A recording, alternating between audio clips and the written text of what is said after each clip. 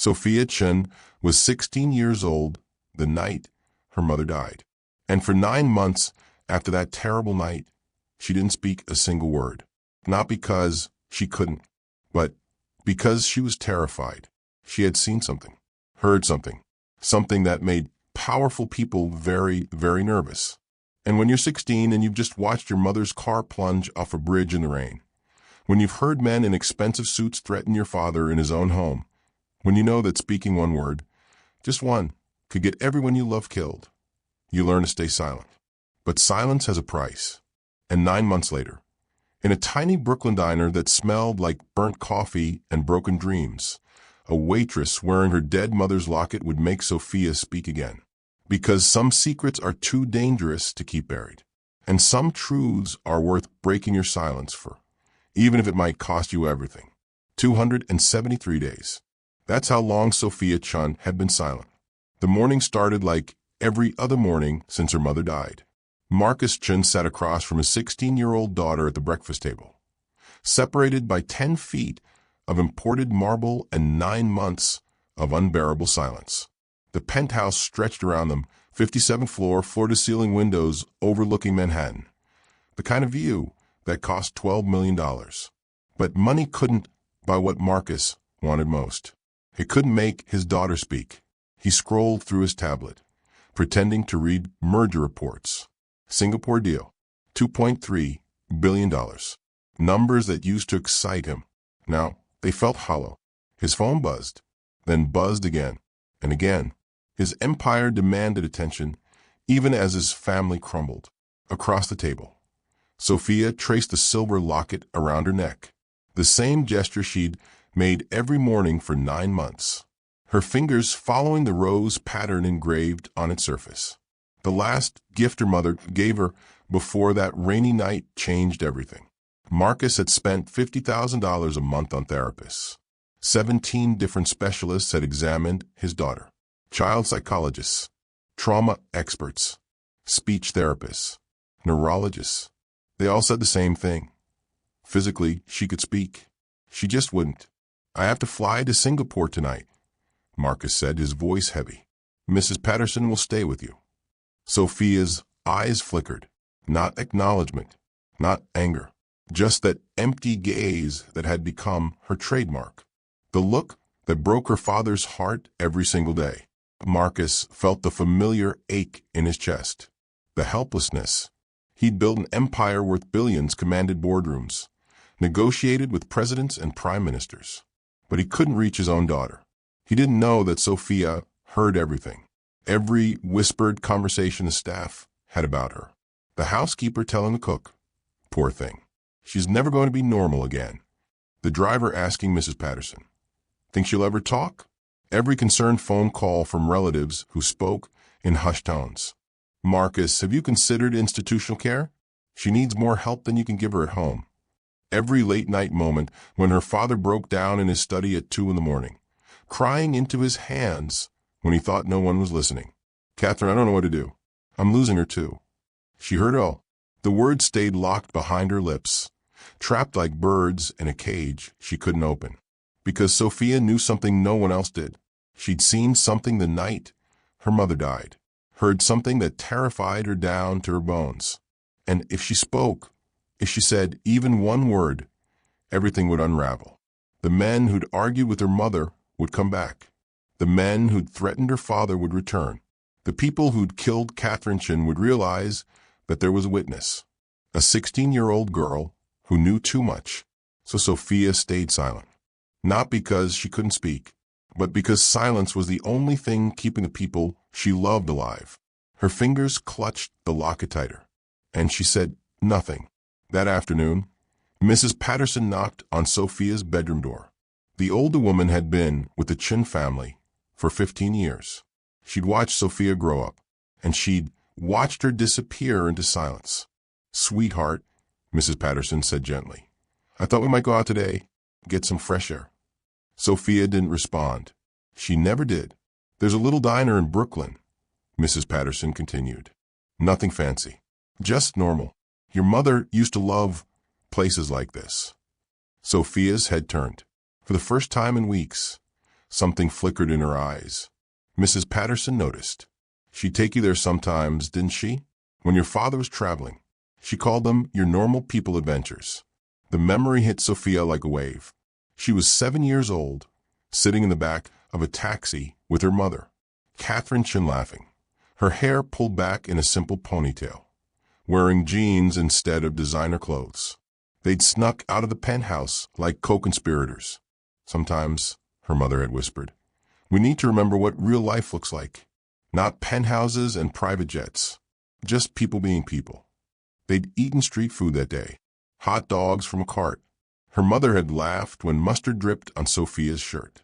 Don't tell your father. He'll have a heart attack. It was one of Sophia's favorite memories. Before the silence, before the fear, before everything fell apart. Now, standing in her bedroom, Sophia felt something she hadn't felt in months. Interest. A flicker of wanting something beyond these walls. She nodded. Mrs. Patterson smiled with relief. Wonderful. Let's get you ready. Sophia chose carefully. Casual clothes. Jeans, not designer. A simple sweater. She took off her expensive watch and hid it in a drawer. She wanted to blend in, to be invisible, to be normal, just like her mother had taught her. Mrs. Patterson watched her brush her hair. You look like her when you smile. Almost. Sophia caught her own reflection. For just a second, a smile had started to form, but then it faded. Her face went blank again, because she couldn't smile. Smiling meant letting her guard down, and that's when they'd know. That's when the men in suits would realize she wasn't broken. She was watching, listening, remembering. So Sophia kept her face empty, and she followed Mrs. Patterson out the door. The Riverside Diner was everything the Chin penthouse wasn't. Cramped, loud, alive with the chaos of working-class Brooklyn. The smell hit Sophia first. Grease from a griddle, coffee that had been sitting too long, dish soap, and worn vinyl booth covers. It smelled like real life. The sounds came next. Dishes clattering, orders being shouted from the kitchen. 2 eggs over easy. BLT over the tomato. The hiss of the coffee maker. Conversations overlapping, people laughing. A baby crying somewhere in the back. After 9 months of silence in a quiet penthouse, the noise was overwhelming. And somehow, Sophia felt herself breathe deeper. Her shoulders relaxed, just slightly. This place reminded her of her mother, of those secret adventures, of feeling normal. Mrs. Patterson secured a corner booth. Sophia slid in, her eyes taking in everything. An elderly man reading a newspaper, his coffee cup refilled 3 times by a waitress who called him on. Construction workers still in their work clothes, exhausted, but joking with each other. A single mom trying to keep her toddler entertained with crayons. Real people, living real lives. Then Sophia saw her. Maya Rodriguez moved through the diner like she'd been doing this forever. Coffee pot in one hand, order pad in the other, navigating the cramped space with practiced grace. She looked exhausted, dark circles under her eyes, her apron stained with coffee and what looked like ketchup. But there was something in the way she moved, determination, like she was carrying weight, but refusing to put it down. Sophia watched as Maya delivered plates to a table, smiled at customers despite obvious fatigue, then turned toward the kitchen. I have hospital shift at 8. Maya called to the cook. Can't stay late tonight. The cook grunted. You work too much, Maya. Bills don't pay themselves, Maya called back. 3 jobs, Sophia thought. This woman works 3 jobs. And then Sophia saw it. The locket. Time seemed to fracture. The noise of the diner faded to white static. Everything else disappeared. Around Maya's neck, catching the fluorescent light, was a silver locket. Rose pattern engraved on its surface. Delicate, antique, impossible. The exact same locket Sophia wore around her own neck. Sophia's breath caught. Her hand flew to her chest, clutching her mother's locket. Her face went pale. It couldn't be. Her mother had told her this locket was one of a kind, specially commissioned. There was only one. But there, hanging around a waitress's neck in a Brooklyn diner, was its twin. Mrs. Patterson noticed Sophia's reaction. Sweetheart, are you all right? Sophia couldn't respond, couldn't move, couldn't breathe, because she was staring at something impossible. And Maya Rodriguez was walking straight toward their table. Maya approached with her notepad ready, her professional smile in place despite exhaustion written all over her face. "What can I get you ladies?" she asked. But Sophia couldn't hear the question. She couldn't look away from that locket. Mrs. Patterson ordered, "Turkey club, no mayo side salad for me, just water for her." Maya wrote it down, then noticed Sophia's stare. The girl was pale, trembling slightly, eyes locked on Maya's chest. "Miss?" Maya leaned closer, concerned. "Are you okay?" Sophia's appearance must have worried her. Wide eyes, pale skin, hands shaking where they gripped the edge of the table. Mrs. Patterson touched Sophia's shoulder gently. "She doesn't speak, dear. She hasn't spoken in months." Maya's expression shifted immediately. Not pity, something deeper. Genuine sympathy. "I'm so sorry," Maya whispered. Then she did something unexpected. Something no therapist, no specialist, no well-meaning relative had done in 9 months. She reached out and gently placed her hand on Sophia's. The touch was simple, human, no agenda, no medical assessment, no judgment, just one person reaching out to another. And in that touch, Sophia felt something she hadn't felt since her mother died. Understood. Maya's locket shifted as she leaned forward, catching the light again. The rose pattern glinted, and Sophia saw what she hadn't been able to see from across the room. Engraving on the back. Tiny letters. The same engraving her own locket had. The same inscription her mother had shown her years ago. This wasn't just similar. This was identical. Sophia's mind raced. Her mother had commissioned these lockets specially. She told Sophia there was only one. How could a waitress in Brooklyn have the same locket? Where did she get it? How was this possible? Maya pulled back, returning to work, but she glanced back at Sophia twice, like she'd felt something too, some connection she couldn't name. Sophia tracked every movement Maya made, watched her deliver food to other tables, watched her slip an extra piece of pie to the elderly man who looked like he couldn't afford it, watched her smile at customers with genuine warmth despite being dead on her feet.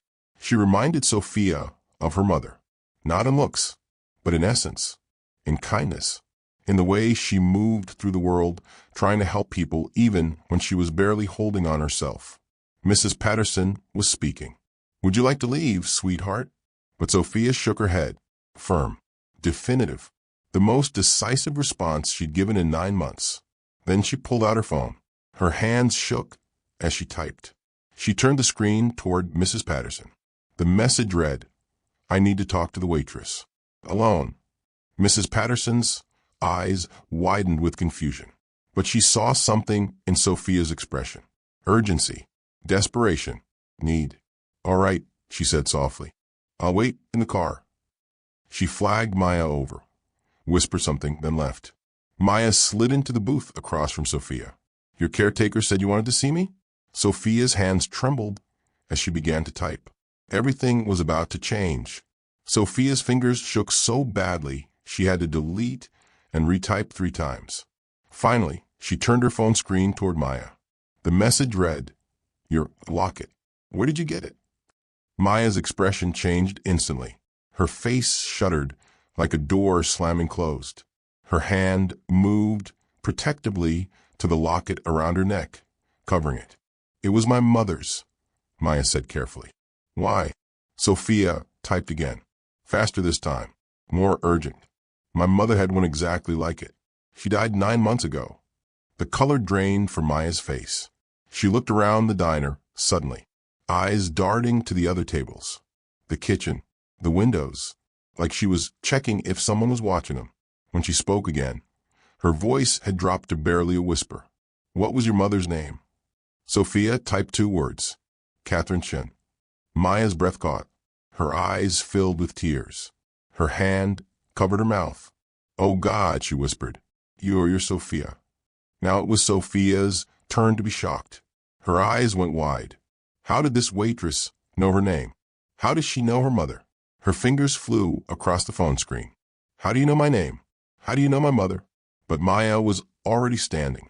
Her composure was crumbling, tears streaming down her face, fear written all over her. I can't, this isn't safe.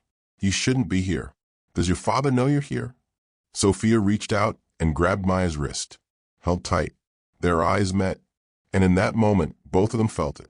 Recognition on a level deeper than logic. They were pieces of the same puzzle, threads of the same hidden story. Two girls connected by a woman they both loved. A woman who died keeping secrets. Maya's resolve broke. She sat back down, glancing toward the kitchen. Her manager was glaring at her. She waved him off.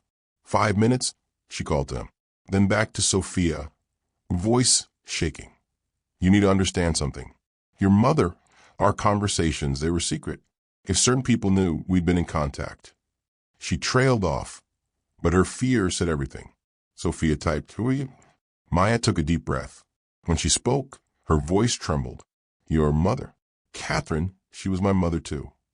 The words hung in the air between them. They should have been impossible. They should have made no sense. But somewhere deep inside, Sophia had always known something was missing from her mother's story. The secret charity work in Brooklyn that her father never asked about. The mysterious monthly trips Catherine took alone. The second phone she kept hidden in her dresser. The sadness that would cross her face when she looked at old photographs. All the pieces suddenly clicked into place. Sophia's phone clattered from her hands onto the table. Her mouth opened. For the first time in 9 months, she tried to speak. The word came out as barely a whisper. Rough. Broken from disuse. You're... She could barely get the word out. You're my sister? Maya nodded. Tears streaming down her face openly now. Half-sister, Maya whispered. Your mother. Our mother. She had me when she was 17. Before she met your father. She gave me up for adoption. But she never forgot me. She was crying so hard now she could barely speak. She found me 5 years ago. We were building a relationship. She gave me this locket the last time I saw her. Sophia started crying too. Silent tears rolling down her cheeks. 9 months of grief and silence and fear breaking open. And just like that, everything Sophia thought she knew about her mother shattered. If this revelation is hitting you as hard as it hit Sophia, smash that like button and tell me in the comments. Have you ever discovered a family secret that changed everything? Both girls were sobbing now, in the middle of a busy Brooklyn diner. Two strangers who were sisters. Two daughters of the same dead woman. Sophia grabbed her phone with shaking hands. Typed frantically. The night she died. She was coming to see you, wasn't she? Maya's sob confirmed it before she could speak. It was my birthday, Maya whispered. April 17th. She was bringing me a gift. The weather was so bad. I told her not to come, but she insisted. She said, Maya's voice broke. She said she'd never missed one of my birthdays since she found me. She wasn't going to start. The accident. The rain-slicked roads. Catherine Chen's car sliding off the bridge on Route 7. A tragedy that made headlines for weeks. Tech billionaire's wife dies in tragic accident. Marcus Chen's grief had been public. His empire had nearly collapsed. The whole world had watched him mourn, but nobody knew the truth. Catherine Chen had died on her way to celebrate her secret daughter's birthday, and Sophia was just beginning to realize that her mother's death might not have been an accident at all. Maya told her story in emotional bursts, words tumbling out between sobs. Our mother had me when she was 17, Maya said, before she met your father, before the money, before everything. She was just a scared teenager from a wealthy family. Sophia listened, unable to look away. Her parents, my biological grandparents, they gave her an ultimatum. Give the baby up or be disowned. She was 17. She had no choice. Maya's voice shook with old pain. It was a closed adoption. She wasn't supposed to ever see me again, but she kept a file. My birth certificate, the adoption papers, everything. 5 years ago, when she had money and resources of her own, she hired a private investigator. It took months, but she found me. Sophia's mind was reeling. 5 years ago, that's when the secret Brooklyn trips started. The mysterious phone calls. The charity work her father never questioned. It had all been about Maya. She showed up at my apartment one day. Maya continued. I almost didn't let her in. I thought she was selling something. But then she said, "My name is Catherine. I'm your biological mother." Maya smiled through her tears at the memory. We started meeting monthly. Coffee at first, then lunches. She'd ask about my life. I'd tell her about nursing school, about my brother who needed medical treatments we couldn't afford. And she'd just listen, like everything I said mattered. She helped with my brother's medical bills. She never made feel like charity. She'd say, "Let me help, please. I have so much, and you're my daughter." Sophia felt a surge of recognition. That was her mother. Generous, kind, always wanted to help. She gave me this locket on our first meeting, Maya said, touching it gently. She said she had two made, one for me, one for her other daughter. Both girls looked at their matching lockets. She talked about you constantly, Maya said softly. How smart you were. How beautiful. How much she loved you. She was so proud of you, Sophia. Sophia typed through her tears. Why didn't you tell me about you? Maya shook her head. She wanted to. She planned to. She said she was just waiting for the right time. She didn't want to hurt you or your father. She was trying to figure out how to bring both her families together without destroying everything. She said, Maya's voice broke again. She said she dreamed of the day you and I would meet, when her two daughters would finally know each other. Sophia typed, the night she died. Tell me what happened. Maya took a shaky breath. It was my 23rd birthday, April 17th. The weather was terrible, rain and wind. I called her and told her not to come, but she insisted. She said she had a gift for me, something important. She left your penthouse at 7:30. She texted me at 8, saying she was on her way. That was the last time I heard from her. Maya's tears fell hard now. At 9:45, I got a call from the police. There'd been an accident on Route 7. Her car went off the bridge. They said she died instantly. The news called it weather-related. Tragic accident. Billionaire's wife loses control in the rain. Maya looked directly at Sophia. I've spent 9 months blaming myself. If I hadn't had a birthday, she wouldn't have been driving. If I hadn't existed, she'd still be alive. Sophia grabbed Maya's hands across the table. She typed with one hand, awkwardly, but determined. Not your fault. Then she typed something else, something that had been haunting her for 9 months. They said it was an accident, but I saw something that night. Before she left, I heard something. Maya's eyes widened. What do you mean? Sophia typed 3 words that changed everything. It was murder. Sophia's hands shook as she typed, each message revealing pieces of a nightmare she'd been carrying alone for 9 months. Men in suits, arguing with her in father's study. Maya read the words, her face going pale. They didn't want her to leave. They were angry. Another message. I was supposed to be asleep, but I heard raised voices. And another. One said, if this gets out, it will destroy everything we built. Maya's hand covered her mouth, horror dawning in her eyes. Another said, think about what you're risking. Sophia's fingers moved faster now. 9 months of silence spilling out through text messages. Mom said, I don't care about the risk. She's my daughter. That's when Maya started crying again, because she understood. Catherine had been fighting for her, risking something, risking everything, to protect Maya. Sophia kept typing. After she died, those same men came to our house. They made my father sign papers. I heard them threatening him. What papers? Maya whispered.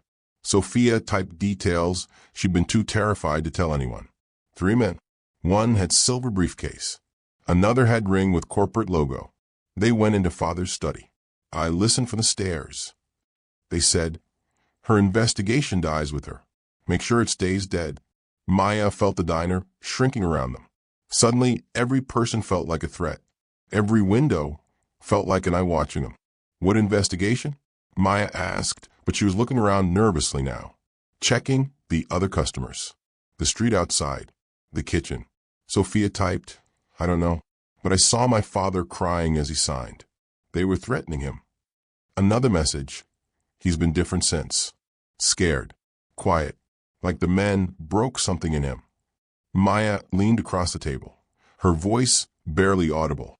Sophia, if what you're saying is true, your mother's death might not have been an accident. The weight of those words settled between them. Might not have been an accident. Might have been murder. Sophia typed. I stopped talking because I was afraid. I thought if I told anyone what I heard, they'd hurt the people I loved. And suddenly Maya understood everything. This 16-year-old girl hadn't lost her voice to grief. She'd lost it to fear. She'd heard her mother being threatened, heard men talking about investigations and risks. Then her mother had died that same night, and Sophia had been protecting everyone by staying silent. You were protecting me, Maya whispered, without even knowing who I was. Sophia nodded, tears streaming down her face. Maya grabbed both of Sophia's hands. We need to talk to your father, Maya said urgently. Together. There are things about our mother, about what she was investigating, that someone wants buried. But if she found evidence, if she documented what she discovered, Maya's eyes went to Sophia's locket, then to her own. The lockets, Maya breathed. She gave these to us for a reason. Sophia understood immediately. She typed, Open yours. Maya's hands trembled as she reached for the clasp. She told me I'd know when the time was right, Maya whispered. The tiny locket opened. Inside wasn't a photo. It was a flash drive, small, silver, with an inscription on it. Both girls leaned forward to read the tiny engraved words. For my daughters, the truth will set you free. Mom. For 9 months, Sophia Chen had been silent, but staring at that flash drive, her mother's final gift, her mother's final protection, something broke open inside her.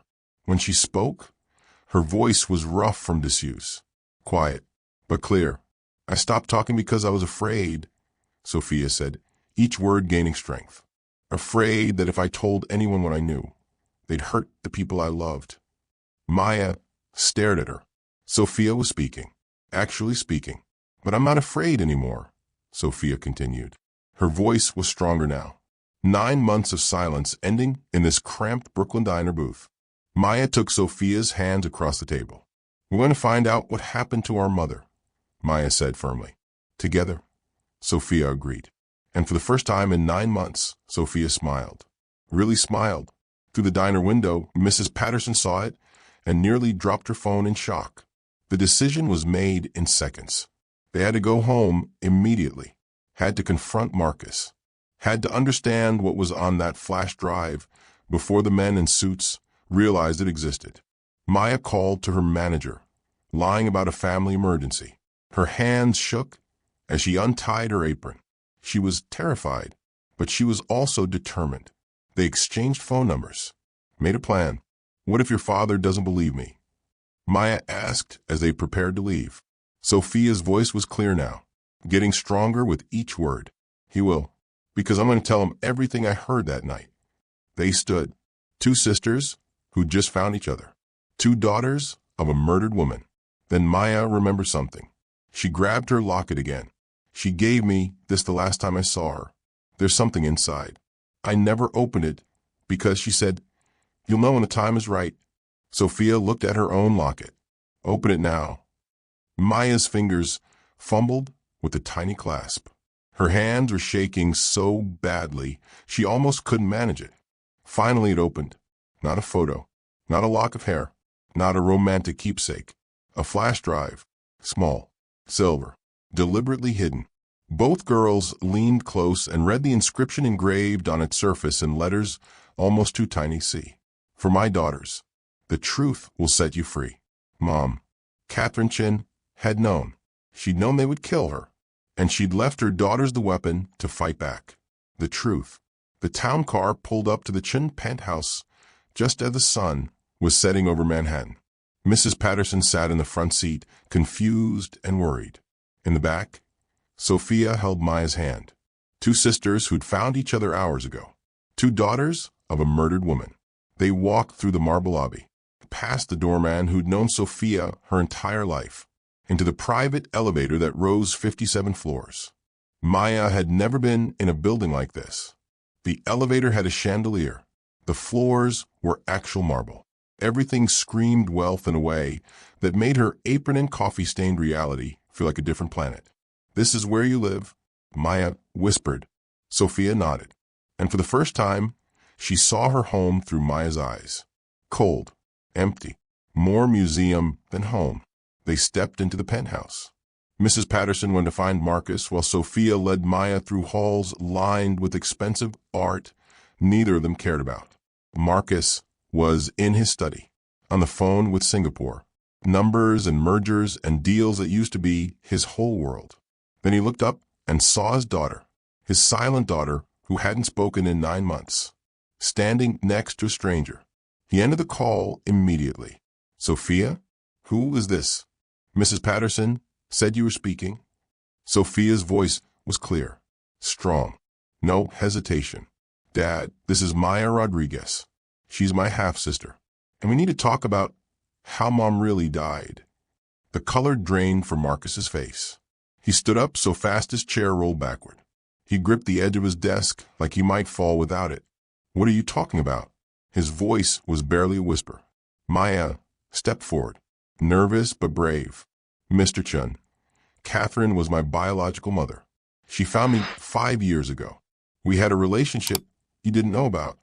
Marcus stared at her, really looked at her for the first time, and he saw it in her eyes, in the shape of her face. Catherine, his dead wife looking back at him through a stranger's features. "The Brooklyn trips," he said slowly. "The second phone. The money transfers I never asked about." He sat down heavily in his chair. "She was seeing you." Maya nodded. "I'm sorry you didn't know. She wanted to tell you, but I was too busy building an empire to notice my wife had an entire secret life." The bitterness in his voice was sharp enough to cut. Sophia sat down beside her father, put her hand on his arm. "Dad, the night Mom died, I heard men arguing with her. They threatened her." Marcus's expression changed instantly, from grief to fear. "Sophia, you can't. I know you signed papers. I know they made you stay quiet." Marcus stood again, started pacing, running his hands through his hair like he was trying to hold his head together. "You don't understand what you're dealing with. These people, they're dangerous." "Who are they?" Sophia asked, but Marcus just kept pacing. Maya pulled the flash drive from her locket, held it out. "Mr. Chun, Catherine gave me something. A flash drive. She told me I'd know when the time was right to use it." Marcus stared at the tiny silver device like it was a bomb. "No, absolutely not. We are not opening that." "Dad, what are you so afraid of?" And that's when Marcus broke. 9 months of suppressed grief and terror came pouring out. He sank into his chair, put his face in his hands, and cried, "I'm afraid of losing you two." His voice cracked. "Your mother was investigating something big. And when she wouldn't stop, I think they killed her, Sophia. And if they know what's on that drive, they'll kill us too." Sophia knelt beside her father's chair. "Then we need to know what she found. We need to finish what she started." Maya's voice was quiet but firm. "She died coming to see me on my birthday. If there's even a chance her death wasn't an accident, I need to know." Marcus looked between them, his daughter, his wife's daughter, both so young, both so brave. He was silent for a long moment. Finally, he reached for his phone. "We'll need help," he said. "Someone we could trust. Someone with resources." He dialed a number he hadn't called in 9 months. "Evelyn? It's Marcus. I need you to come to the penthouse. Now, it's about Catherine." A pause. "She left something behind. And I think she knew they were going to kill her." Dr. Evelyn Hart arrived within the hour. She was everything Catherine had been. Sharp, fearless, relentless. An investigative journalist who'd exposed 3 senators and a Fortune 500 CEO. Catherine's best friend since college. She walked into Marcus's study like she owned it. "She called me the night she died," Evelyn said without preamble. Said she was close to exposing something huge. Something that would bring down people with serious power. then nothing. She looked at Sophia, and her expression softened. "You're speaking again." Sophia nodded. Then Evelyn saw Maya. She stopped mid-step. "My God, you look just like her at that age." "This is Maya," Marcus said quietly. "Catherine's other daughter." Evelyn didn't miss a beat. She walked over and hugged Maya like she'd known her forever. "She talked about you," Evelyn whispered. "She never said your name, but she talked about finding her daughter, about getting a second chance." Maya started crying again. 20 minutes later, James Park arrived. Marcus's personal IT security specialist. Loyal to Marcus, not the company. The only tech person Marcus trusted completely. James set up equipment on Marcus's desk. A laptop that had never touched the internet. Air-gapped. Secure. "If there's anything nasty on this drive, malware trackers, we need to be careful," James explained as he worked. He ran the flash drive through 3 different security protocols. Finally, it's clean. Heavily encrypted, but clean. Mrs. Chen knew what she was doing. He plugged the drive into the secure laptop. A password prompt appeared on screen. Everyone gathered around the desk, staring at the blinking cursor. "Try Sophia's birthday," Marcus said. James typed, "Password incorrect. Your birthday." Wrong again. "Wedding anniversary." Still wrong. Maya had been quiet, standing slightly apart from the group, like she didn't quite belong. "Try my birthday," she said softly. Everyone looked at her. April 17th, 2002. James entered the date. The screen flickered. Then access granted. Files appeared. Folders filling the screen. Financial records. Meeting transcripts. Evidence. Insurance. Evelyn leaned forward, reading the folder names. Catherine. She whispered to the screen. To her dead friend. To the ghost in the machine. "What did you find?" They started with the financial records. Numbers. Spreadsheets. Transaction histories. The kind of documents that look boring until you understand what they mean. James opened the first file. Chen Technologies was at the center. Marcus's company. His life's work. But money was flowing out. Millions of dollars moving to shell corporations with names like Pacific Holdings, LLC, and Riverside Investment Group. "These are offshore accounts," James said, tracing the money trails on screen. "Cayman Islands, Panama, Switzerland." He pulled up a summary document Catherine had created.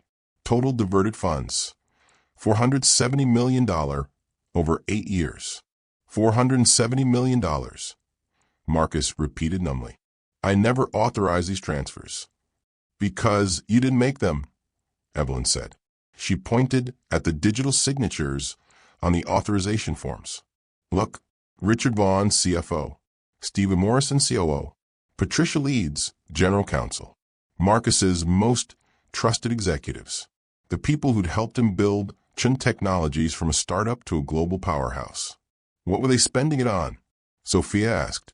James opened the next folder. Meeting transcripts. Audio files. Dozens of them. Secretly recorded conversations. He clicked the first one. There was static, then voices, and then Catherine's voice. Everyone in the room froze. She'd been dead for 9 months, but her voice filled the study like she was standing right there with them. "Richard, we need to talk about the Defense Department contracts." Richard Vaughn's voice. "What about them?" "The safety tests. The data we submitted. It doesn't match what our engineers actually found. The Defense Department contracts require flexibility in reporting." "Flexibility? You mean falsifying safety tests?" "I mean presenting data in the most favorable light, Catherine." "Richard, people could die." "People die every day, Catherine. We're talking about a $2 billion contract." The recording ended. Horrified silence filled the study. Marcus looked like he might be sick. James played the second file. A board meeting. Catherine must have hidden a recording device in the conference room. Stephen Morrison's voice. The encryption backdoors the government wants. Their massive security vulnerabilities. Patricia Leeds. But they're paying $300 million for the access. Morrison. If consumers knew we were building in backdoors for the NSA, Leads, they won't know. That's the point. Marcus stood up, walked to the window, stared out at the Manhattan skyline. My God, he whispered.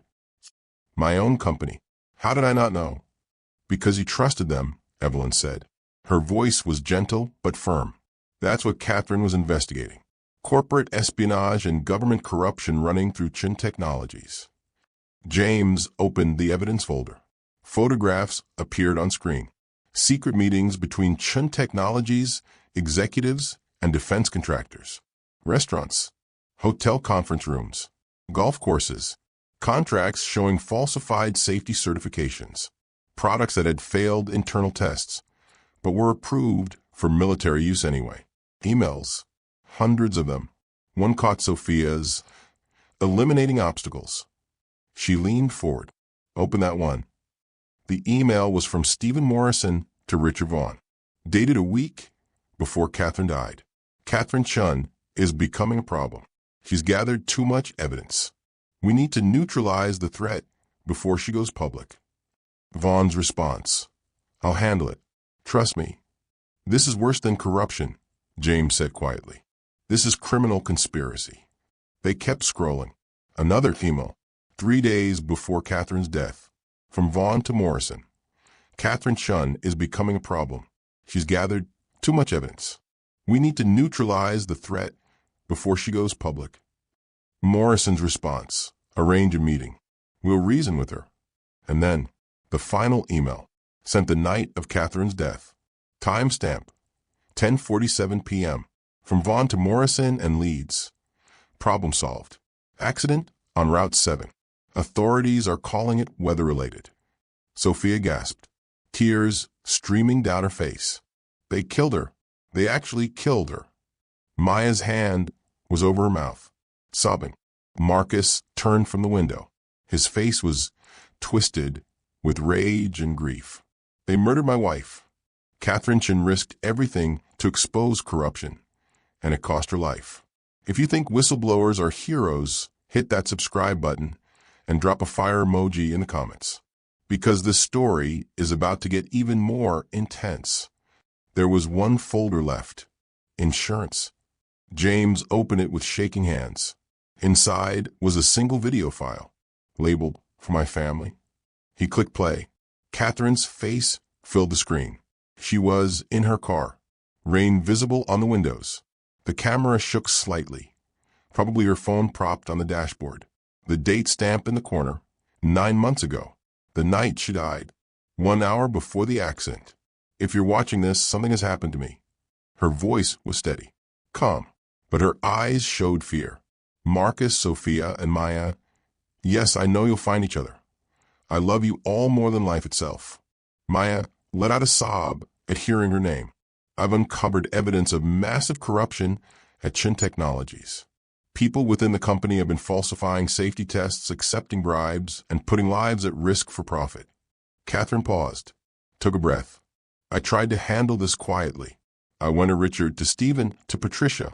I gave them a chance to fix it. Instead, they threatened me. Tonight, they've demanded a meeting.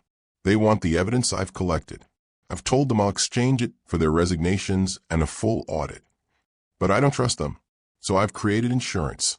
She held up a flash drive, the same one they were watching now.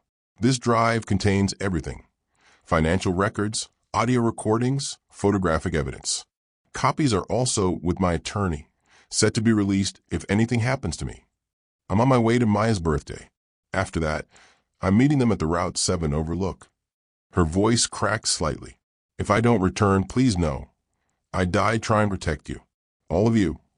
Marcus, I'm sorry I kept Maya secret. I was afraid of losing both my families. Sophia, my beautiful girl, be brave. Speak your truth. Maya, my sweet daughter, you gave me a second chance at motherhood. Tears were streaming down Catherine's face now.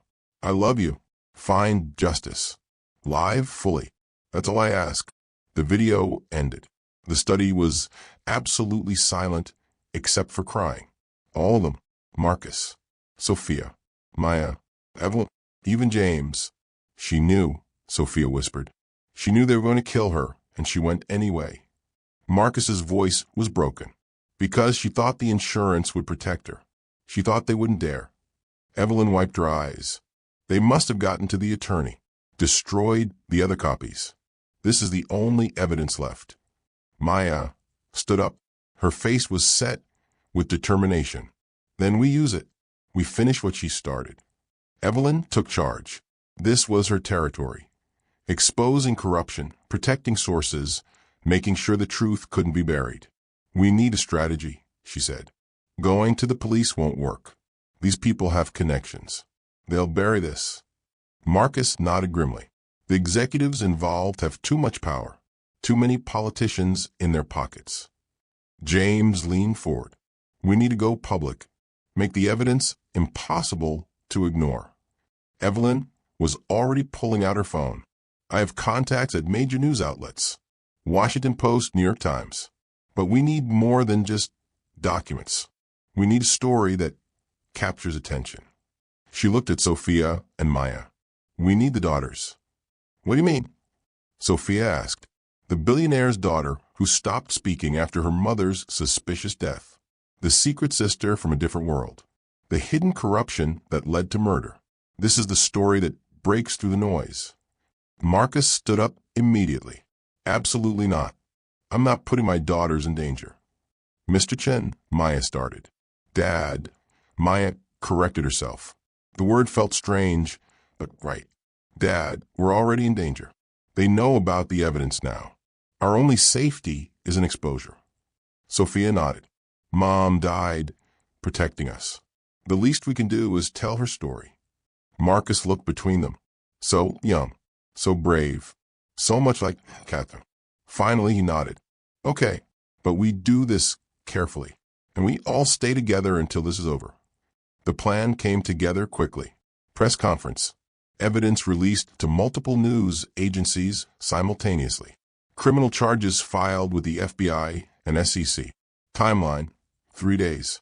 They worked through the night, making copies, securing evidence, preparing statements, building the case that would bring down Richard Vaughn, Stephen Morrison, and Patricia Leeds, and get justice for Catherine Chen. Morning came too quickly. Sophia and Maya had fallen asleep in the guest room, curled up on opposite sides of the bed, like children, sisters who'd just found each other, holding on to that connection even in sleep. Marcus was in the kitchen making coffee. His hand shook slightly as he measured the grounds. He hadn't slept, couldn't sleep. Every time he closed his eyes, he saw Catherine's face in that video. The doorbell rang at 7 a.m. Marcus wasn't expecting anyone. He opened the door. Richard Vaughn stood there. Expensive suit, cold smile. 2 security guards behind him like attack dogs on leashes. Marcus's entire body went rigid. Richard, what are you doing here? Vaughn pushed past him, walked right into the penthouse like he owned it. The security guards followed. We need to talk, Marcus. Privately. Anything you say to me, you can say in front of my family. As if on cue, Sophia and Maya appeared at the top of the stairs, still in pajamas, hair messy from sleep. Vaughn looked at them. His smile widened. Both daughters. How touching. The way he said it. Like he knew. Like he'd known all along about Maya. Marcus stepped between Vaughn and the stairs, between the threat and his daughters. Say what you came to say, then get out. Vaughn's smile disappeared. His face went cold. You've been accessing files you shouldn't have, asking questions about Catherine's death. We know about the flash drive. Marcus's jaw clenched. Here's how this is going to work, Vaughn continued. You give us the drive and all copies. You forget everything you've seen. In exchange, your daughters get to live. Sophia came down the stairs, stopped 3 steps from the bottom. Are you threatening us? Vaughn looked at her, really looked at her, and smiled that cold, dead smile again. I'm offering you a choice. Your mother didn't take the deal. Look what happened to her. Marcus's hands balled into fists. Get out of my house. Vaughn pulled out a business card. Set it on the entry table. You have 48 hours. After that, accidents happen. Tragic accidents. Teenage girls are so reckless these days. He looked directly at Sophia and Maya. I'd hate for history to repeat itself. He walked out. The security guards followed. The door closed behind them. For a moment, nobody moved. Nobody spoke. Then Maya started shaking. Did he just... Marcus was already pulling out his phone, dialing. James? They know. We need to move up the timeline. Another call. Evelyn? We're out of time. They just threatened the girls. He looked at his daughters. Both pale. Both terrified. Pack a bag, he said. We're leaving.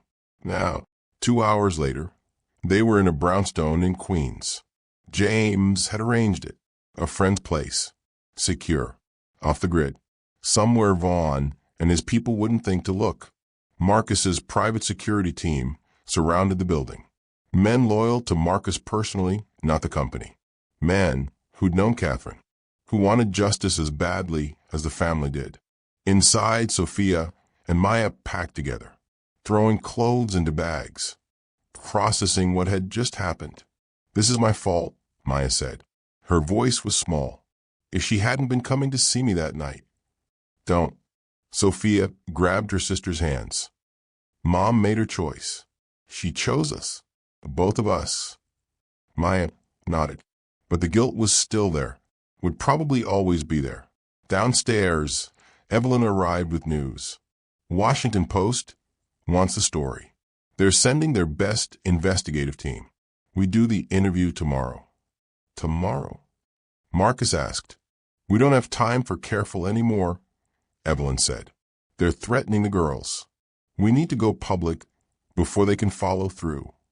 James was setting up equipment, laptops, encrypted connections, cloud storage across multiple platforms. We need redundancies, he said. Multiple copies of everything. If something happens to us, the evidence still gets out. He uploaded Catherine's files to 6 different secure servers, gave copies to 3 different attorneys, sent encrypted packages to 5 different news organizations, making sure the truth couldn't be buried again. Marcus was on the phone with lawyers. Criminal charges, multiple counts, murder, fraud, conspiracy. The apartment buzzed with controlled chaos. Then Maya's phone rang. Unknown number. She almost didn't answer, but something made her look. A text message with a photo attached. Her brother, in his hospital bed at Mount Sinai. A red circle drawn around him in the photo. The message, stop digging or your brother dies. Maya's gasp brought everyone running. Marcus grabbed the phone, saw the picture. His face went white with rage. What hospital? Mount Sinai. He's getting treatment for her. Marcus was already on the phone. I need protective detail at Mount Sinai immediately. Patient name. He looked at Maya. Carlos Rodriguez, Maya whispered. Carlos Rodriguez. Pediatric oncology. No one gets near him. I don't care if they claim to be a doctor, a nurse, or the Pope. No one touches that kid. Maya was crying. Sophia held her. They won't get to him, Sophia said fiercely. We won't let them. Evelyn looked at everyone. This is good. They all stared at her. I mean, it shows they're desperate. They're making threats because they're scared. We have the power now. Marcus's voice was hard. At what cost? My wife is dead. Now they're targeting children. Which is why we need to expose them, Evelyn said. Tomorrow, before they can follow through on any of these threats. Silence. Then agreement. Tomorrow they go public. Tomorrow they'd fight back. Tonight they were in hiding. 2 sisters sharing room again. A family under siege. But together. That night, Sophia and Maya lay in their beds in the darkness. Are you scared? Maya asked. Terrified, Sophia admitted, but also relieved. I've been silent for 9 months. Tomorrow I get to use my voice for something that matters. She'd be proud of you, of both of us. We're going to get justice for her. In the darkness, both sisters touched their lockets, and they waited for morning.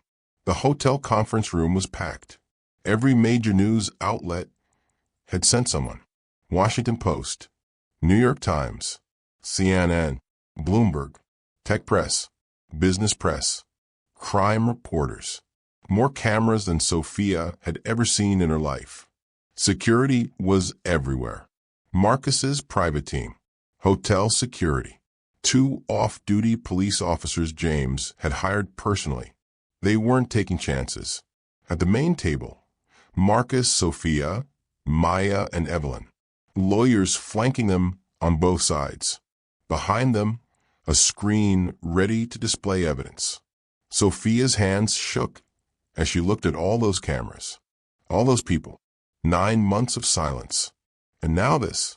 Marcus began. 9 months ago, my wife Catherine Chen died in what was ruled an accident.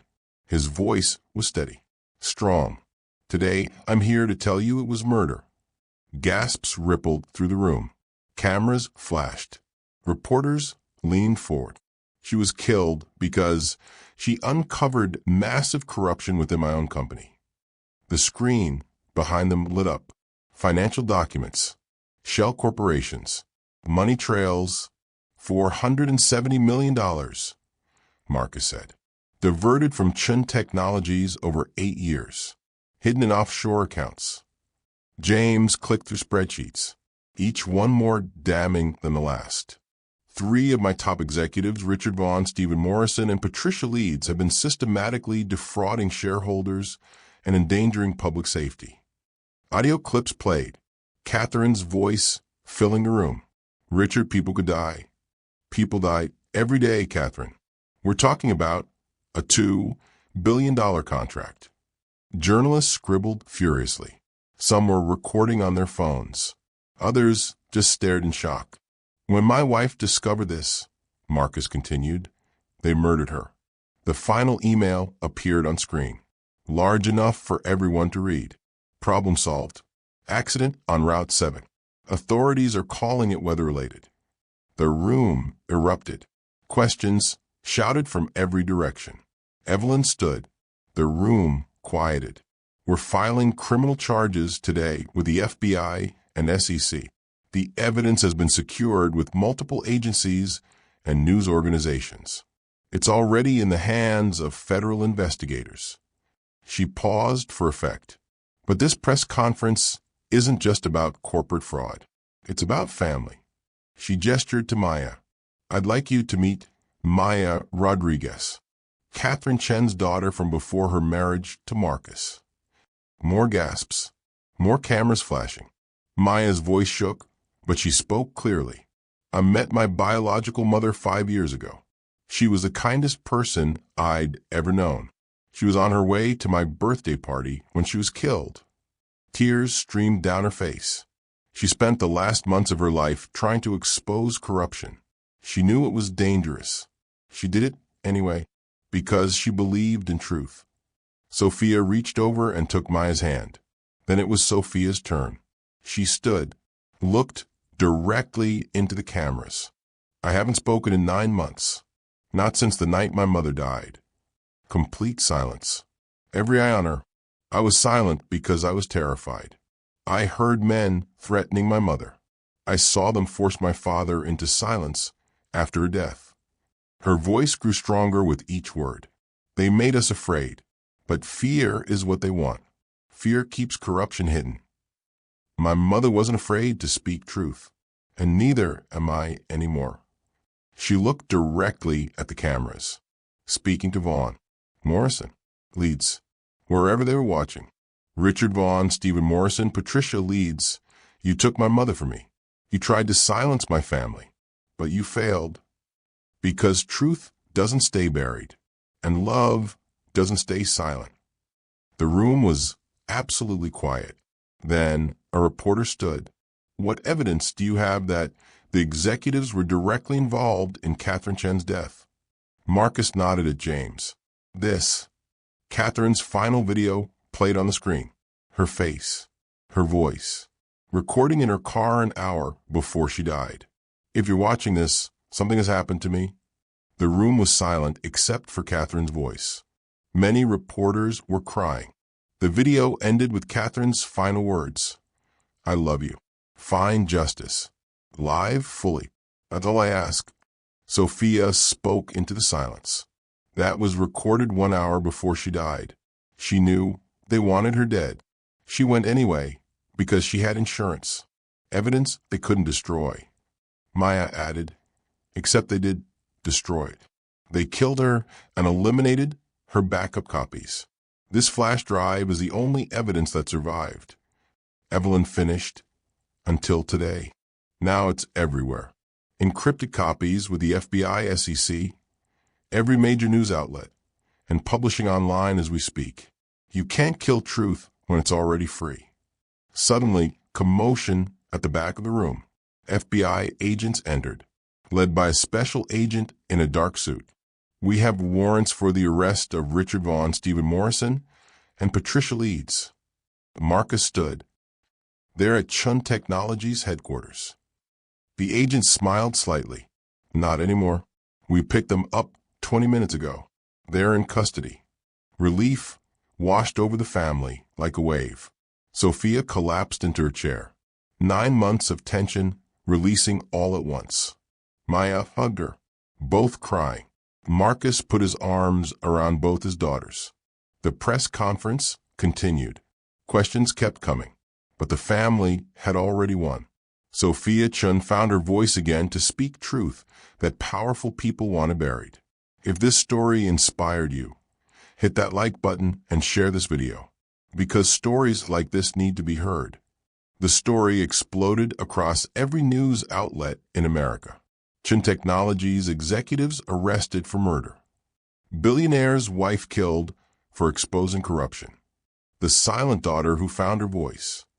Secret sister reveals corporate conspiracy.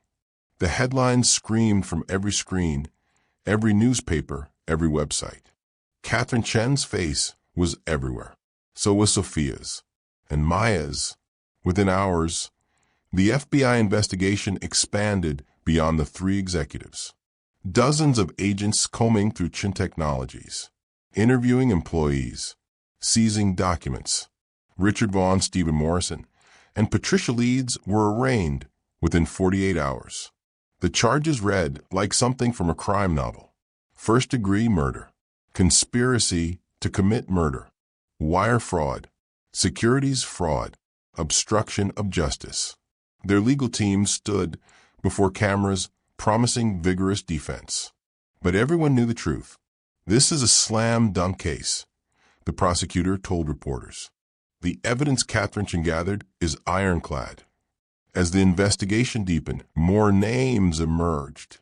Other executives who'd known about the fraud, defense contractors who'd paid bribes, government officials who'd looked the other way for the right price. The backdoor encryption deals with the NSA became a congressional scandal. Senators demanding hearings. Privacy advocates calling for reform. Marcus Chun stepped down as CEO of Chun Technologies. I need to rebuild this company on foundations of integrity, he announced at an emergency board meeting. That starts with accountability, including my own. An independent audit was ordered. The entire executive board was fired. New leadership brought in people with reputations for ethics, not just profit. The stock price plummeted at first. Investors panicked. But then something unexpected happened. It recovered, then climbed higher than before. Because Marcus's radical transparency was praised across the industry. Customers trusted the new Chun Technologies. Employees felt safe reporting problems. Integrity became the company's brand. Shareholders filed lawsuits against Vaughn, Morrison, and Leeds personally, seeking to recover the stolen $470 million. Meanwhile, Maya's brother Carlos remained in the hospital. But now his medical bills were covered completely. Marcus had seen to it personally. Your family now, Marcus told Maya. All of you. Maya had been overwhelmed by the support, the acceptance, the sudden safety after years of struggling alone. Sophia returned to school after 9 months of absence. Her friends surrounded her immediately. Questions, concern, support. She handled it calmly, with a confidence she'd never had before. I had to find my voice to tell a truth that mattered, she told him simply. 3 times a week, the Chun family attended therapy together. Marcus, Sophia, and now Maya, processing Catherine's death, the conspiracy, the trauma of the past 9 months. I was so busy building an empire, I didn't see my own family falling apart, Marcus admitted in one session, tears streaming down his face. The therapist looked at him kindly. You're seeing it now. That's what matters. They were choosing to heal together. Maya moved into the guest room at the penthouse. Officially. Until I figure out what's next, she said, still uncertain about accepting so much. Marcus shook his head firmly. Take all the time you need. This is your home. The sisters spent hours going through Catherine's belongings together, a process that was both painful and healing. They found photos of young Catherine holding baby Maya, Catherine's face full of love and heartbreak. They found diary entries about giving Maya up for adoption. The hardest thing I've ever done. I'll never forget her. Never stop looking. They found more recent entries about their reunions. Saw Maya today. She's beautiful, kind, everything I hoped she'd be. One entry made them both cry. Today, I told Maya about Sophia. I watched her face light up when I said, you have a sister. One day, they'll meet.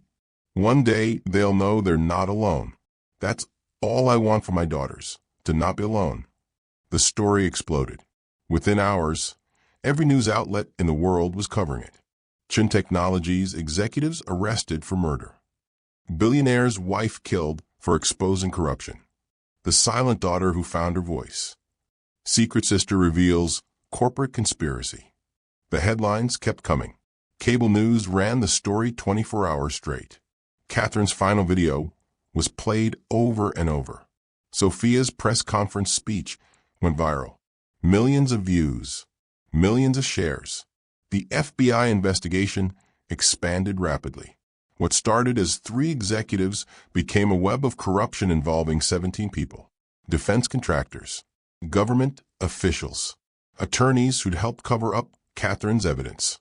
Richard Vaughn, Stephen Morrison, and Patricia Leeds were arraigned within 48 hours. The charges: first-degree murder, conspiracy to commit murder, wire fraud, securities fraud, obstruction of justice. Their legal team called it a witch hunt, called the evidence circumstantial, but the prosecutors smiled because they had Catherine's recordings, her documents, her final video, and they had the email that said problem solved, accident on Route 7. This is a slam-dunk case, the lead prosecutor told Marcus. The evidence Catherine gathered is ironclad. The investigation kept spreading. More executives were implicated. Defense contractors who'd paid bribes were arrested. Government officials who'd accepted backdoor deals were facing congressional hearings. Catherine's investigation didn't just take down 3 executives. It exposed an entire system of corruption. 2 weeks after the press conference, Marcus made an announcement. I'm stepping down as CEO of Chun Technologies. Temporarily. I need to rebuild this company on foundations of integrity. And that starts with accountability. He hired an independent firm to audit every department, every contract, every financial transaction for the past decade. The executive board was fired. All of them. Clean slate.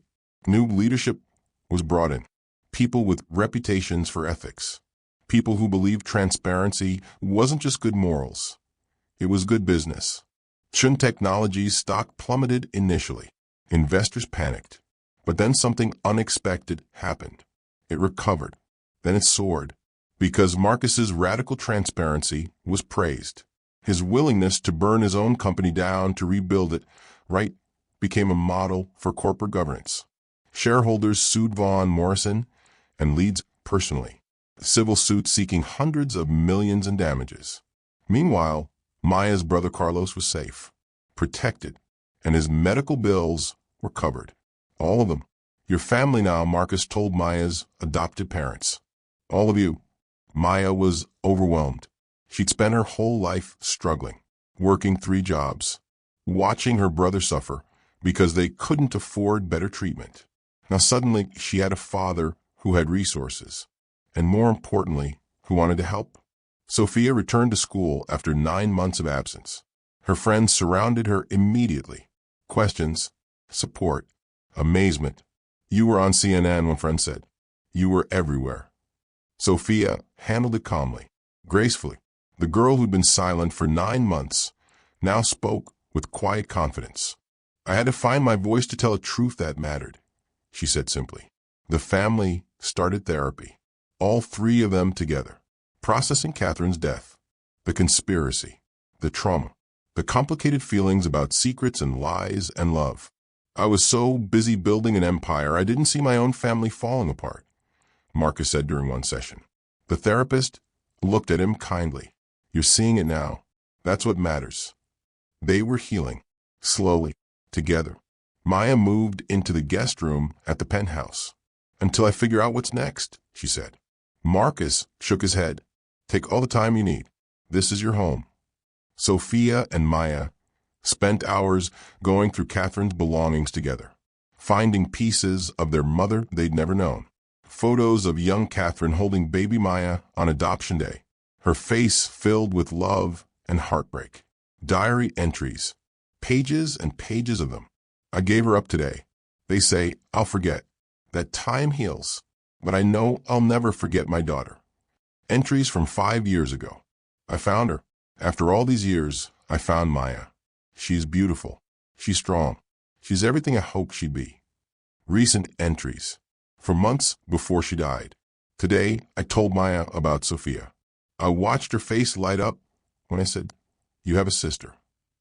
One day, they'll meet. One day, they'll know they're not alone. That's all I want for my daughters, to not be alone." Sophia read that aloud. Both sisters were crying. "She wanted this," Sophia whispered. "She wanted us to find each other." Maya nodded. "We're the family she always dreamed of." 6 months later, the trial concluded. It had moved quickly. The evidence was overwhelming. Catherine had done the prosecution's job for them years ago. The defense teams tried everything. They blamed each other. Vaughn claimed Morrison had acted alone. Morrison claimed Leeds had orchestrated everything. Leeds claimed she was just following orders. They argued Catherine's death was an unrelated coincidence. Wrong place, wrong time. Tragic accident that happened to occur on the same night as their confrontation. They argued lack of direct murder evidence. No one could prove they'd personally tampered with her car. But the prosecution destroyed every argument. They played Catherine's video, her words to her family, her fear, her bravery. They showed the email. Problem solved. Accident on Route 7. They brought in forensic experts who'd examined Catherine's car. The brake lines had been compromised, deliberately, expertly, and then they brought in the mechanic, a man named Thomas Reed, who'd been paid $50,000 to tamper with Catherine Chen's brakes, who'd been told it was just to scare her, who'd realized too late he'd helped commit murder. He broke down on the stand, confessed everything, implicated Richard Vaughn directly. The jury deliberated for 6 hours. The Chen family waited in the courthouse. Marcus sat between his daughters, holding both their hands. When the verdict was announced, the courtroom erupted. Guilty on all counts, all 3 executives. Sentencing came 2 weeks later. Life imprisonment without possibility of parole. The family stood outside the courthouse afterward. Cameras everywhere. Reporters shouting questions. Marcus made a brief statement. "Today justice was served, but my wife is still gone. No verdict brings her back." He paused, composed himself. "What we can do is honor her legacy by being the people she believed we could be. Transparent, honest, brave enough to speak truth even when it's dangerous." He looked at his daughters, put his arms around both of them, "And we can be family, all of us, together." A reporter called out, "Sophia, how does it feel to speak again?" Sophia smiled. "Genuine, peaceful. It feels like freedom. My mom gave me that gift by showing me that truth matters more than fear. Another reporter. Maya, what's next for you? Maya's voice was strong, clear. I'm starting nursing school. It's what I always wanted. And thanks to my dad, I can finally do it. Calling Marcus dad. In public, for the first time. Marcus's eyes filled with tears. The family walked away from the courthouse together, cameras flashing, but they didn't look back. They were moving forward now, together. 3 months after the trial, life found a new rhythm. Maya excelled in nursing school, top of her class. She'd spent years dreaming of this education, and now that she had it, she devoured every lesson. Study groups, clinical rotations, late nights reviewing anatomy and pharmacology, and on weekends she volunteered at Mount Sinai, the same hospital where her brother received treatment, giving back, honoring Catherine's charitable spirit in her own way. Sophia returned fully to teenage life, but she was different now, more confident, her voice stronger. She started speaking at schools, support groups, small events about finding your voice after trauma, about speaking truth even when you're terrified, building a platform, not for fame, but because her story mattered to people who were also silent, also afraid. Marcus transformed Chin Technologies completely. A new ethics board with real power, transparent reporting, whistleblower protections built into every contract. Catherine's law was implemented company-wide. Any employee could report concerns directly to the ethics board without fear of retaliation. The stock didn't just recover, it soared. Integrity is profitable, Marcus told investors. And he was proving it. Sunday dinners became sacred. Every week. No exceptions. Sometimes quiet. Sometimes loud with laughter. Always together. They shared stories about Catherine, kept her memory alive, made her part of every conversation. When Maya brought her boyfriend home to meet the family, Marcus was protective, asked too many questions, made the poor guy nervous. Sophia teased them both mercilessly. Normal family moments, hard-won and precious. Catherine's portrait hung in the dining room, watching over them. Each of them wore their lockets. Always. Sophia touched hers. She's still with us. Maya nodded. Always. Marcus added quietly. In every choice we make to be brave instead of silent. 1 year after Catherine's death, the family returned to the cemetery. The headstone had been changed. New inscription. Catherine Chin, beloved mother, wife, truth seeker. Her courage changed the world. Sophia placed fresh flowers, white roses, Catherine's favorite. Maya added a photograph. All 3 of them together. Sophia, Maya, and Marcus. A family portrait they'd never got to take while Catherine was alive. Photoshopped from different images, but real in every way that mattered. Marcus stood back, let his daughters have their moment. Sophia and Maya knelt by the grave, speaking softly to their mother. We found each other, Mom, just like you wanted. And we told your story. Everyone knows what you did. We're not afraid anymore. Together, holding hands, thank you for being brave. That evening, the Catherine Chin Foundation launched officially. A ballroom in Manhattan. Hundreds of people, journalists, lawyers, activists, corporate whistleblowers who'd risked everything to expose corruption. Banners hung everywhere, supporting whistleblowers, protecting truth-tellers. Marcus stood at the podium. The Catherine Chin Foundation starts with a $100 million endowment. Our mission is simple. Make truth-telling survivable. Evelyn Hart, now executive director, took the microphone. Catherine Chin died because she spoke truth to power.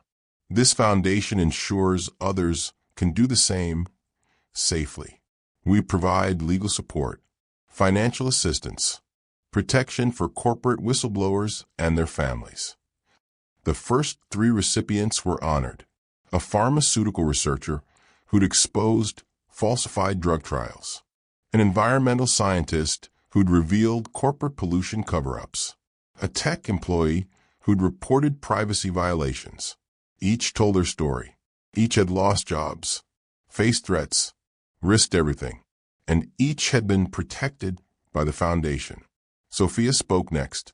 "A year ago I was silent, trapped by fear, unable to speak even when I desperately wanted to. My mother's courage freed me. She showed me that some truths are worth dying for." She paused. Let that sink in. But the goal isn't martyrdom. It's survival. It's speaking truth and living to see change happen. This foundation is about making truth-telling survivable. Standing ovation. Thunderous applause. Maya spoke last. "I grew up not knowing my biological mother. When I found her, I got 5 precious years. She taught me that secrets hurt, but truth heals. She taught me that family isn't just blood, it's choice. And she taught me that ordinary people doing brave things can change the world. I'm just a nursing student from Brooklyn. Sophia is just a teenager who lost her voice to fear. But together, with our father, we exposed a conspiracy and changed an entire industry. If we can do it, anyone can." That's what this foundation is about, empowering ordinary people to do extraordinary things. The applause was deafening. News coverage that night. Chun family turns tragedy into movement. Other companies started implementing Catherine's law policies. Whistleblower protections became competitive advantages. Corporate transparency became the new standard. Executives at other companies were fired after their own whistleblowers came forward. Protected now, supported. Catherine's sacrifice created ripples that spread across entire industries. 6 months earlier, Sophia had given a TEDx talk, Finding Your Voice After Silence. Standing on stage before hundreds of young people, she'd said, "Silence isn't always about not speaking. Sometimes it's about not being heard. For 9 months, I had things to say. I just didn't believe anyone would listen. My mother taught me that truth is worth the cost. But she also taught me through her death that we need systems that protect truth tellers. So, if you're silent about something that matters, ask yourself, is it because you have nothing to say? Or because you're afraid of who might be listening? Then, ask, what would happen if you spoke anyway?" The video went viral. 15 million views. Thousands of comments from people sharing their own stories of finding courage. Maya graduated nursing school, top of her class. Received the Catherine Chin Memorial Scholarship. The irony wasn't lost on anyone. Scholarship named for her biological mother. Sophia was accepted to Columbia University. Early admission. Major. Investigative journalism. Following in Evelyn's footsteps. Catherine's truth-seeking legacy continuing. Chin Technologies was named most ethical company in tech. Profits up 40%. Proof that integrity and success aren't opposites. Marcus was interviewed. Catherine was right all along. When you do the right thing, everything else follows. 1 year after her death, Catherine Chun had changed the world. Not despite dying, but because her daughters refused to let her story die with her. 2 years after Catherine's death, Sophia and Maya walked into the Riverside Diner together. It had become their tradition. Every few months, sister lunch at the place where everything began. The diner looked exactly the same. Cramped booths, worn vinyl seats, the smell of coffee and grease. The controlled chaos of working-class Brooklyn. A new waitress worked Maya's old section now. Maya had moved on to her nursing career, but she still remembered every table, every regular customer, every shortcut through the cramped kitchen. They slid into the same booth. Booth number 7. The corner booth where Maya had first sat down across from a silent 16-year-old girl 2 years ago. Both wore their lockets. Always. They never took them off. There was comfortable silence between them now. Not the painful silence of strangers, but the easy quiet of sisters who knew each other completely. Sometimes I still can't believe we're real, Maya said softly. That you're my sister. Sophia smiled. I can. I feel like I've known you my whole life. They reminisced about that first meeting, how impossible it had seemed. I saw your locket and my entire world stopped, Sophia said. I saw your eyes and knew something impossible was happening, Maya replied. That was the first time I wanted to speak in months. Seeing that locket, I had no... Maya grinned. And now look at us. You never stopped talking. Both laughed. Real laughter. The kind that comes from healing, not just surviving. Sophia's phone buzzed. Interview request from a major podcast. Her journalism career was taking off, exposing corruption, telling stories that mattered, following in Catherine's footsteps, but living to see the impact. Maya's phone buzzed next. Job offer from Mount Sinai, head of emergency nursing, a position she dreamed of.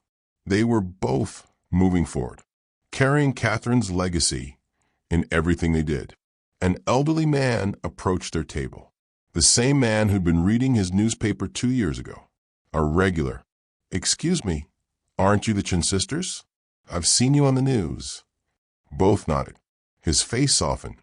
Just wanted to say, your mother would be proud. What you did, standing up to those people. That took real courage. He paused, then added, my daughter works at Chin Technologies now. Says it's the best company she's ever worked for. Fair, ethical, treats people right. So thank you for making things better. He walked away. Sophia and Maya looked at each other. Tears filled both their eyes. It was worth it, Sophia whispered. Everything we went through, if it made things better for people like his daughter. She knew, Maya said. Mom knew her story would matter. That's why she documented everything. Both touched their lockets at the same time, an unconscious gesture they developed, reaching for their mother when emotions ran high. Should we open them? Sophia asked. They put photos inside both lockets after the trial, replacing the flash drive with something more permanent. Sophia opened hers first. Inside, a photo of Catherine holding baby Maya on adoption day. Young Catherine's face filled with love and heartbreak. Maya opened hers. Inside, a photo of Catherine with teenage Sophia, mother and daughter laughing at something, caught in a moment of pure joy. Each sister carried the piece of Catherine the other had never known. Each held the part of their mother's history they'd missed. The waitress brought their food. Noticed the lockets. Those are beautiful. Matching set. Our mother gave them to us, Maya said. She has good taste. Sophia smiled. She had perfect taste. In jewelry and in raising daughters. After the waitress left, quiet settled over them again. Do you think she knows? Sophia asked. Wherever she is, do you think she can see what happened? Maya considered this. I think she orchestrated it. That flash drive wasn't just evidence. It was her final gift. She brought us together. Sophia nodded. A year after she died, I told Dad something. Want to know what? Maya leaned forward. I told him I forgave her for keeping you secret, for the lies, for everything. Sophia's voice grew stronger. Because those secrets, those lies, they weren't about shame. They were about love. She was protecting both her families. And in the end, she made sure we'd find each other. She turned her secrets into our connection. Maya was crying now. I forgave her too, for giving me up. Because she came back. She found me. She never really let me go. Both were crying and laughing at the same time. They raised their water glasses in a toast. To Mom, to Catherine, to the woman who died, so we could live freely. The glasses clinked. The camera pulled back slowly. Two sisters in a corner booth of a busy Brooklyn diner, laughing through tears, connected by a mother's love and a mother's sacrifice. And Sophia's voice, quiet but certain. They say silence is golden, but I learned that truth is louder, love is stronger, and family is whoever shows up when it matters most. That night, Sophia fell asleep wearing her locket. The dream began gently. She was back at the diner, but it was empty, silent, just her and the booths and the fluorescent lights. Then she saw her mother. Catherine sat in the corner booth, exactly as Sophia remembered her, alive, whole, smiling. Sophia knew immediately it was a dream, but she didn't want to wake up, didn't want this moment to end. She walked over, slid into the booth across from Catherine. "Hello, sweetheart," her mother said. Sophia started crying. "Mom, I miss you so much." "I know. I miss you too, but I'm always with you." Catherine reached across the table and touched Sophia's locket. "Every time you touch this, I'm there." "Did we do okay?" Sophia asked desperately. "Maya and I? Did we handle everything the way you wanted?" Catherine laughed. That beautiful laugh Sophia had been afraid she'd forget. "You did better than I ever imagined. You were so brave, Sophia. Braver than I was. You died for the truth. That's the bravest thing anyone can do." Catherine shook her head gently. "I died for you, for Maya, for your father. The truth was just a tool I used to protect you." She took Sophia's hands in hers. "You and your sister. You're my greatest achievement. Not exposing corruption, not changing industries. You two finding each other, loving each other. That's what I'm most proud of." "I found my voice again," Sophia whispered. "Because of you. You found your voice because it was always there. I just reminded you how powerful it could be." Catherine started to fade, the edges of her becoming transparent. "Don't go. Not yet. I'm not going anywhere. I'm in every word you speak, every truth Maya tells her patients, every ethical decision your father makes." Her voice was getting quieter, but her smile remained. "You kept my promise for me. You finished what I started. Now go live. Live loudly. Live fully. Live without fear. That's all I ever wanted for my daughters." Almost gone now. Just a whisper. "I love you. Tell Maya I love her. Tell your father I forgive him for not seeing." And then she was gone. Sophia woke up, tears on her face, but smiling. She touched her locket. "I love you too, Mom, and we're going to make you proud every single day." Sophia Chen was 21 years old now, an award-winning investigative journalist with bylines in the Washington Post and the New York Times. She'd exposed 3 major corporate scandals. Each time, she'd done what her mother couldn't, survived to see justice served. In a television interview, the host asked, "Sophia, you're known for fearless reporting. Where does that courage come from?" Sophia's answer was immediate. "My mother taught me that silence protects the wrong people. Speaking up might be dangerous, but staying silent is deadly. I watched her die for truth. The least I can do is live for it." The book came out that spring. The Locket. How 2 sisters exposed a conspiracy and found each other. Co-written by Sophia and Maya. It spent 40 weeks on the bestseller list. Hollywood bought the movie rights. Every penny of proceeds went to the Catherine Chen Foundation. Maya Rodriguez, she'd legally changed her name to carry both families, was 28 now. An emergency room nurse practitioner at Mount Sinai, the same hospital where her brother had been treated. She was known for advocating fiercely for patients without insurance, for fighting when the system tried to give up on people. A colleague said in a healthcare journal interview, "Maya has this way of seeing patients as people, not cases. She fights for them." Maya's response was simple. "My mother fought for people nobody else would fight for. I learned from the best." Marcus Chun was 58. He'd retired from the CEO position at Chen Technologies and become a full-time philanthropist. The Catherine Chen Foundation had expanded to 15 countries. It had protected over 200 whistleblowers, changed corporate policies at Fortune 500 companies worldwide. In an interview, Marcus said, I spent 20 years building company. I'll spend the rest of my life building a legacy my wife would be proud of. Every whistleblower we protect, every truth teller we defend. That's Catherine still changing the world. Chun Technologies thrived under new leadership. Marcus had handpicked his successor, a woman with an impeccable ethics record. The company became an industry leader in ethical AI development. 0 scandals in 5 years. Employee satisfaction was the highest in the tech sector. Proof that integrity could scale, that doing right was also doing well. The Riverside Diner had been renamed Catherine's Place.